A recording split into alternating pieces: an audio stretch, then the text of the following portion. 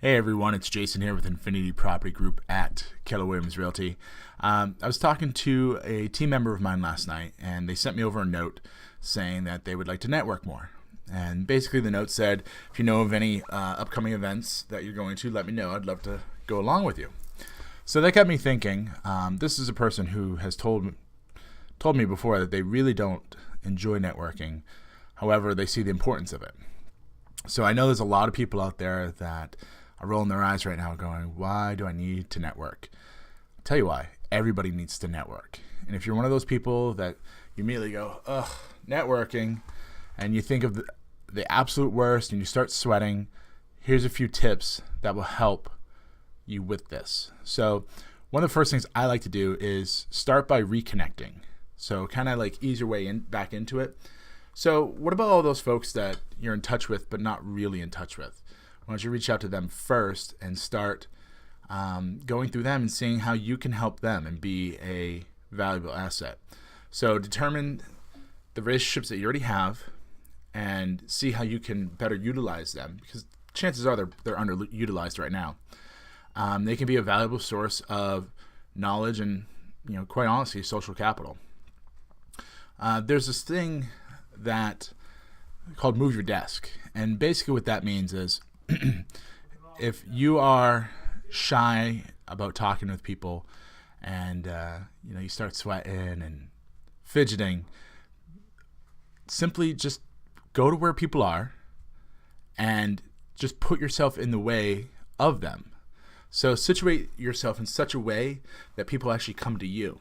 I know a friend of mine who, she's really good at networking, but she still kind of sweats about it. So what she does is she actually volunteers to work the check-in tables at a bunch of networking events. So talking about making people come to you. So basically she gets there a half hour early, sets up the table, has a list of check-in of folks that already RSVP'd. And as people come in, she gets a chance to meet them face-to-face, eye-to-eye, hear their name, learn their name, and connect with them. And then after, when she's done checking people in, she goes out and goes to talk to all these people who she's already met. So simply get out there, go to where the people are, and situate yourself so that they come to you. A lot of us have these folks in our network already, but we just don't realize it. They're called super connectors. And these are folks that send a huge amount of either referrals or people to you that you may not have even thought of. So think about this. Who'd you get your last job from? Who did you meet your significant other through? Chances are that those were the super connectors within your network. Get together with them and see how they pick their brains, see how they do it, who they know. It's a great way to start off on your networking adventure. All these networking adventures, I'll be honest, they usually have some sort of fee associated with them. It's pretty nominal, $10, $15. However, if you're doing one or two networking events a week, it can get kind of pricey. So you definitely want to start a fund so that you can pay the price to get in. Usually, there's food and some sort of drink there. But also, once you meet people there, chances are you're going to meet up with them again. So you also need money for maybe coffee or a quick bite of lunch. So you definitely have money set aside so that you can do this. Every interaction I have, you always want to ask folks, how can I help you? This gives the opportunity to instantly add value to those folks. Ask them also what ideas they may have for you. So because you've already given them value, now this is the chance for them to give you value.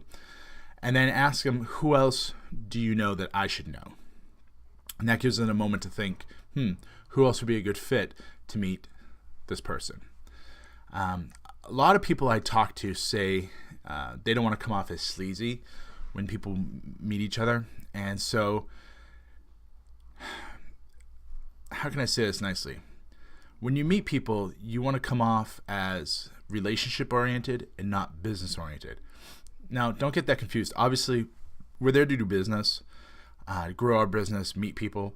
But at the same time, it's a relationship opportunity.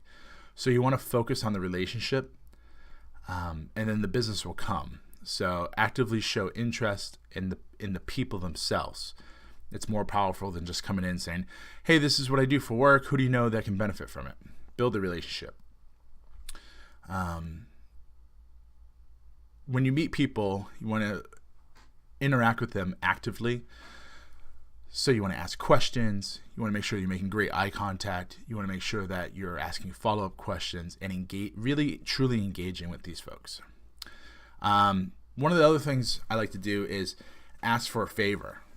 So a lot of people right now are going, what the heck does that mean? So basically, a common issue that folks have is once they make a connection, they don't know what to do with it after that. So you want to ask a favor. Now, I know that sometimes people are like, I got to ask a favor, and that means I have to reciprocate, and it's going to take time and a lot of effort. It really doesn't.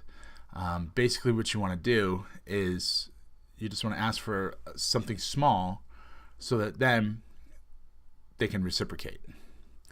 And it shouldn't take very long. Here's an interesting fun fact I was reading about. It actually has to do with Benjamin Franklin. There was someone that did not like Benjamin Franklin, and as much as he tried to be a nice guy and friend this person, they wanted nothing to do with him. So instead of trying to help, Ben basically did the opposite, and he asked the person that didn't like him for a favor. Oddly enough, this actually ended up making them friends. So basically, what did it do? When someone does something for someone, they need to justify it, maybe by changing their mind about you.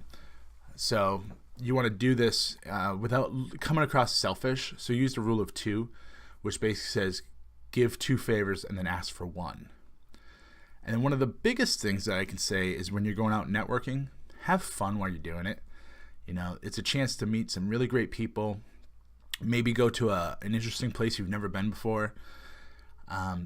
Go ahead, take the chance, take the opportunity, put yourself out there, and it's okay if you feel uncomfortable at first. Once you start getting into the groove, you meet some great people, it's going to become easier and easier and easier. Just like anything else, practice makes perfect. So for any questions about networking, any questions about real estate, anything at all, give me a call. My number directly is 774-696-4293. Or shoot me an email, jason@kwipg.com. I look forward to hearing the questions and comments, and we'll talk to you real soon. Thanks.